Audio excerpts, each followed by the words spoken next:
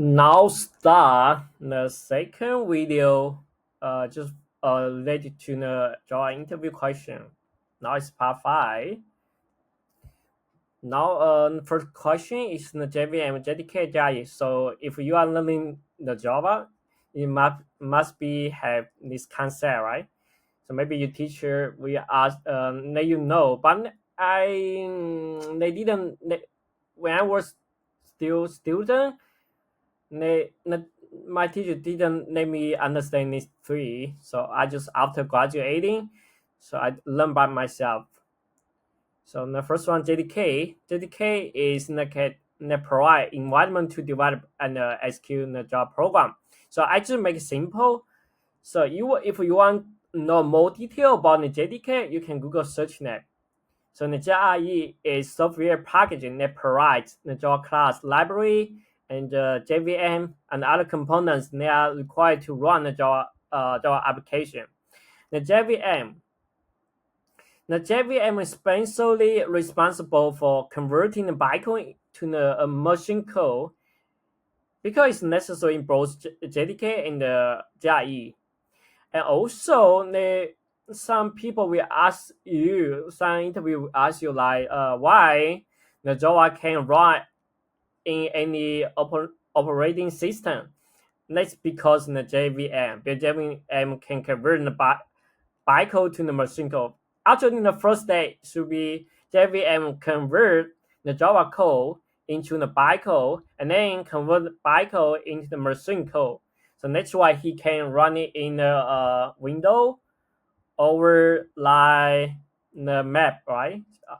The the OS system. Yeah. Now let's go to next question. Access modifier. The public can accessible from anywhere. The private are accessible only within the class. The protected are accessible within the same package or subclasses in a different package. The default access modifiers are accessible only within the same package.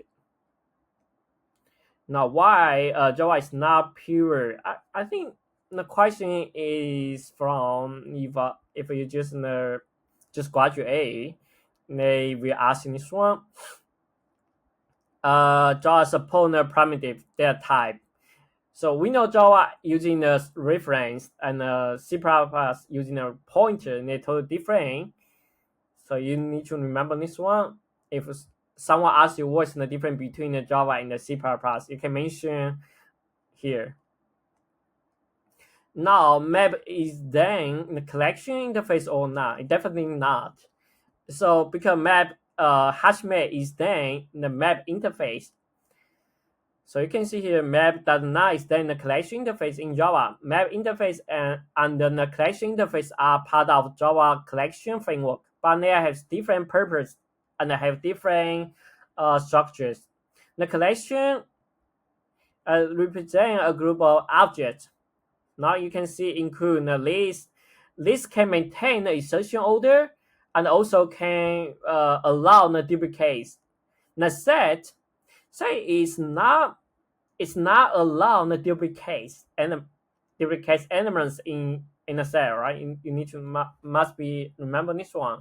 The queue provide a specific order like the first in first out. So I think you know the stack, right? Stack also a little bit different. It's just followed by first in last out. Now next map. Map represent a group of key value pairs. Now he have the hash map, tree map, list map. What's this map? You can see this one is divide list and hash map into two structure. It just combine the two structure together. So which means we know that this can maintain the insertion order and allow the duplicates, right? So which means now the list hash map can maintain the insertion order and also allow the duplicates. And also here we also have the concurrent hash map. You also it's a very frequency interview question. So concurrent hash map can prevent the concurrent modification exception. So you also need to remember. So now here, can we access non-static inside static members and the static inside non-static? The static member only access static method or static variable and cannot access non-static method or non-static variable. Non-static member can access static data member and the static method, as well as non-static method and the non-static member. Now here, sometimes we ask you, can you access super keyword in the static method? No, definitely not. So because the static method is associated with its class itself. So I will show you the example.